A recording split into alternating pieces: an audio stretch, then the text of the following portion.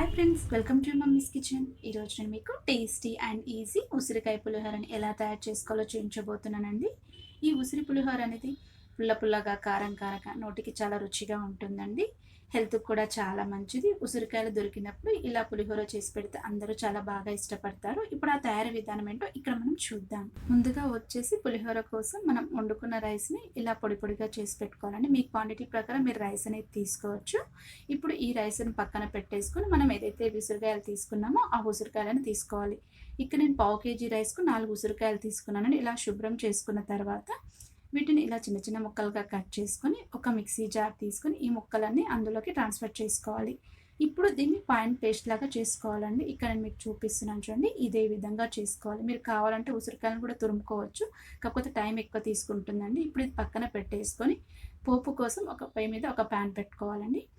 Pan heat ఎక్కిన తర్వాత ఇందులో వచ్చేసి ఒక 3 స్పూన్స్ ఆయిల్ అనేది వేసుకోవాలి. ఇప్పుడు ఈ ఆయిల్ హీట్ ఎక్కిన తర్వాత ఇందులో వచ్చేసి ఒక 2 స్పూన్లు వచ్చేసి పల్లీలు అనేది యాడ్ చేసుకోవాలి. మీరు ఎక్కువగా కావాలంటే పల్లీలు ఎక్కువగా కూడా యాడ్ చేసుకోవచ్చు. అలానే ఒక స్పూన్ శనగపప్పు, ఒక 2 ఎండుమిర్చి ఇలా కట్ చేసుకొని వేసుకోవాలి. అలానే ఒక స్పూన్ పోపు దినుసులు కూడా యాడ్ చేసుకోవాలండి. ఇప్పుడు కొద్దిగా ఇంగువ కూడా యాడ్ చేసుకొని లో ఫ్లేమ్లో పోపును మొత్తం బాగా ఫ్రై చేసుకోవాలి. ఇలా పోపు మొత్తం బాగా ఫ్రై అయిన తర్వాత ఇందులో వచ్చేసి ఒక 5 పచ్చిమిరపకాయలు మధ్యలోకి చీల్చుకొని కట్ చేసుకొని వేసుకోవాలండి. మీరు కారం ఎక్కువగా తింటే పచ్చిమిర్చి ఎక్కువగా కూడా యాడ్ చేసుకోవచ్చు. ఇప్పుడు పోపును మళ్ళీ ఒకసారి బాగా కలుపుకోవాలి. 1 నిమిషం పాటు ఈ పచ్చిమిర్చి బాగా ఫ్రై చేసుకోవాలండి.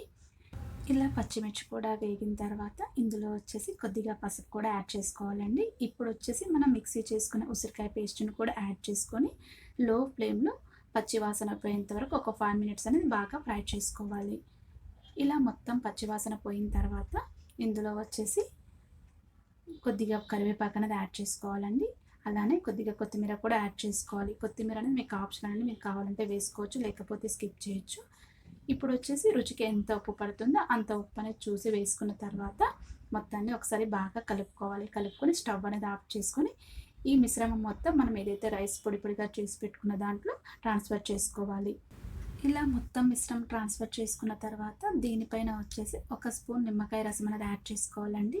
ఇలా నిమ్మరసం యాడ్ చేయడం వల్ల ఏంటంటే ఉసురులో ఉన్న ఒగరు అనేది పోతుంది, పులిహోర అనేది చాలా టేస్టీగా వస్తుందండి. ఇప్పుడు ఈ మిశ్రమం మొత్తం రైస్ పట్టేసాగా చక్కగా కలుపుకోవాలి. ఇక్కడ నేను మీకు చూపిస్తున్నాను చూడండి, ఇదే విధంగా మొత్తం చక్కగా కలుపుకోవాలి. మొత్తం కలుపుకున్న తర్వాత ఇలా వస్తుంది పులిహోర అనేది. ఇప్పుడు ఈ స్పూన్ సాయంతో ఇలా మనం ప్రెస్ చేస్తున్నట్టు అదిమినట్టు మన పులిహోరని మొత్తం ఇలా చేసుకోవాలండి. ఇలా చేసుకున్న తర్వాత దీనిపైన మూత పెట్టేసి ఒక 5 మినిట్స్ అనేది పక్కన పెట్టేసుకోవాలి. ఇలా 5 మినిట్స్ తర్వాత మొత్తం పులిహోరని మళ్ళీ ఒకసారి కలుపుకోవాలండి. ఇలా పక్కన 5 మినిట్స్ పెట్టడం వల్ల ఏంటంటే పులిహోర అనేది మొత్తం కలిసి చక్కగా టేస్టీగా వస్తుంది. ఇక్కడ మనకు పులిహోర అనేది రెడీ అయిపోయింది కాబట్టి ఇదంతా సర్వింగ్ ప్లేట్లోకి తీసుకుందాం. చూసారు కదా ఫ్రెండ్స్, ఎంత సింపుల్గా టేస్టీగా ఉసిరికాయ పులిహోర అనేది ఎలా తయారు చేసుకోవాలో. ఇది వంట రాని వాళ్ళు కూడా ఈజీగా తయారు చేసుకోవచ్చండి. ఈ కార్తీక మాసంలో మనకు ఉసిరికాయలు అనేది బాగా దొరుకుతాయి కాబట్టి ఇలా నేను చూపించిన ప్రకారం ఒకసారి బాగా ట్రై చేయండి. ఎలా వచ్చిందో కూడా నాకు కామెంట్ బాక్స్లో చెప్పండి. ఈ వీడియో మీకు నచ్చినట్లయితే లైక్ చేయండి, బాగా నచ్చితే కామెంట్ చేయండి.